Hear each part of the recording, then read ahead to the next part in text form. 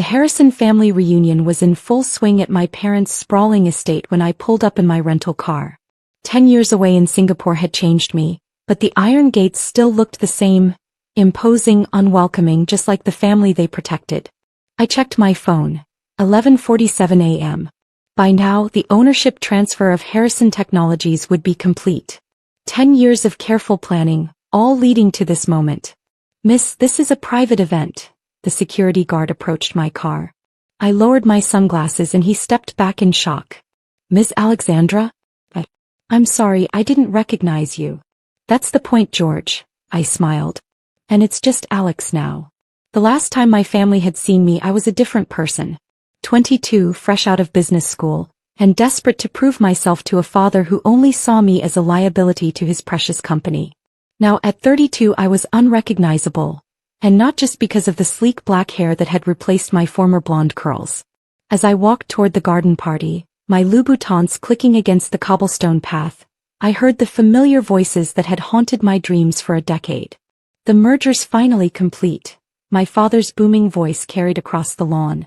"Harrison Technologies is now part of Global Corporation. They're keeping me on as CEO, of course. Couldn't run the place without a Harrison at the helm. If only he knew." "Alexandra." My mother's false brightness cut through the crowd as she spotted me. What an unexpected surprise. The chatter died down as heads turned. My younger brother James nearly dropped his champagne glass. My sister-in-law Meredith whispered something to her country club friends. Dad's face turned that particular shade of red I remembered so well. "Hello, Mother," I said coolly. "Father. Quite a celebration you're having." "You weren't invited." Dad stepped forward, his custom suit stretching across his broadened midsection. 10 years had added weight to his frame but none to his wisdom. "This is a family gathering." "Really?" I accepted a champagne flute from a passing waiter. "And here I thought it was a business celebration. The merger with Global Corp, isn't it?" James moved to stand beside our father. "How do you know about that?" "The announcement isn't public until tomorrow." I checked my watch again. "Actually, the announcement went out 7 minutes ago. Check your phones." The garden erupted in a chorus of notification chimes. I watched as my father's face went from red to white as he read the press release. This is wrong," he stammered. "The announcement says, but that's impossible." "What is it, Richard?" Mother grabbed his phone, her carefully maintained composure cracking as she read. "Global Corp. Acquired by East Asian Holdings. Effective immediately." "Pie company," Dad's voice was barely a whisper. "They sold my company?" "Not exactly." I took a slow sip of champagne. "East Asian Holdings acquired Global Corp 3 months ago. We let them think they were buying Harrison Technologies when in fact, we..." James interrupted. "What do you mean we?" I smiled, remembering the day I'd founded East Asian Holdings in Singapore. How I'd built it from nothing, watching from afar as my father's pride and poor management drove Harrison Technologies to the brink of bankruptcy. How I'd waited patiently as he desperately sought a buyer, too arrogant to recognize my company's name among the interested parties. "Alexandra," Dad's voice turned threatening, "what have you done?" "It's simple, really." I pulled out my phone, showing them the corporate structure chart. East Asian Holdings now owns Global Corp, which as of 11 a.m. today owns Harrison Technologies. And I own East Asian Holdings. So technically speaking. I paused, savoring the moment. "You all work for me now." The silence was deafening. Even the birds seemed to stop singing. "That's not possible," James sputtered. "You left. You ran away when Dad wouldn't make you see." "No, dear brother," I corrected him. "I left because Dad said a woman could never run his company. That his daughter wasn't fit to lead. That the only way I'd ever set foot in Harrison Technologies was as someone's secretary." Mother stepped forward, her social mask cracking completely. "Richard, do something." "Oh, he can't," I assured her. "The contracts are signed. The transfers are complete. And tomorrow morning, there's going to be an emergency board meeting to discuss the new management structure." "You can't fire me," Dad found his voice at last. "The board would never accept it. I'm Richard Harrison." "Actually," I pulled out another document. "According to the merger agreement you signed, without reading the fine print, I noticed, The board has already approved all leadership changes, including your retirement package. The color drained from his face. Retirement? Don't worry, father. It's very generous. More than you deserve, considering how close to bankruptcy you brought the company. Though not quite enough to maintain this estate, I'm afraid. James lunged forward, but two security guards, my security guards, stepped in smoothly. You evil witch. You planned this all along. Planned it? I laughed. Brother dear, I orchestrated it. Every step. The mysterious investment firm that kept Harrison Technologies afloat last year? Me. The consultant who suggested the Global Corp merger? Also me. I've been playing chess while you were all playing checkers. Why? Mother's voice cracked. Why do this to your own family? I turned to face her, letting my carefully maintained composure slip for just a moment. Family? You mean the people who told me I was worthless? Who said I'd never amount to anything without a husband to guide me? Who kicked me out when I dared to challenge the mighty Richard Harrison's wisdom? The party guests were openly staring now, phones forgotten in their hands as the drama unfolded. I could already imagine the society gossip this would generate. The prodigal daughter returns, as the boss. You're not welcome here anymore, Dad said, trying to summon his old authority. Get out. I smiled, pulling out one final document. Actually, Father, this is where things get really interesting. You see, I continued, unfolding the document with deliberate slowness, while you were all busy celebrating the merger, another transaction was being finalized. The deed to this estate. Mother's champagne glass shattered on the patio stones. What? The bank was quite concerned about those loans you took out against the property, I explained, especially when they discovered some irregularities in the paperwork. Did you really think nobody would notice the inflated property valuations? The misreported income statements. Dad's face went from white to gray. Those were private transactions. Nothing's private in banking anymore, Father. Not when you're dealing with international finance. It's amazing what people will tell you when you own their debt. James stepped forward again, fists clenched. You bought our home? Technically, East Asian Holdings bought it. Along with the summer house in the Hamptons, the ski lodge in Aspen, and...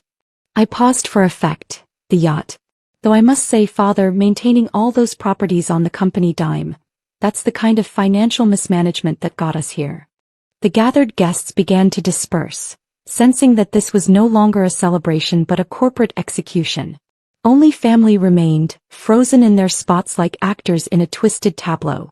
You have 24 hours, I stated calmly, to vacate the premises. Don't worry about packing everything.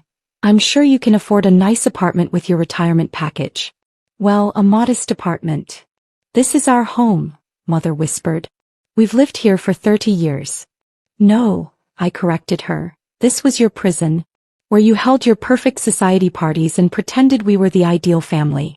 Where you told me I was an embarrassment because I wanted to work instead of marry rich. Where you watched silently as Father crushed every dream I ever had. I was protecting you. Dad exploded. The business world would have eaten you alive. I laughed, the sound echoing across the now empty garden. The business world did eat me alive, Father. And I emerged stronger.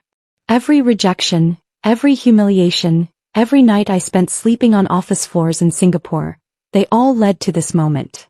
What about me? James demanded. I'm still VP of Operations. Not anymore, I checked my phone.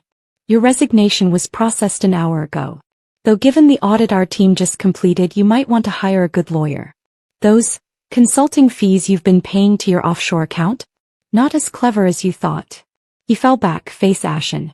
Meredith, who had been quietly inching away, suddenly turned and ran toward the house. Don't bother packing the jewelry, Meredith, I called after her. Those pieces you claimed were family heirlooms when you insured them? The ones actually bought with company funds? They're being repossessed as we speak. Mother stepped forward, trying one last time.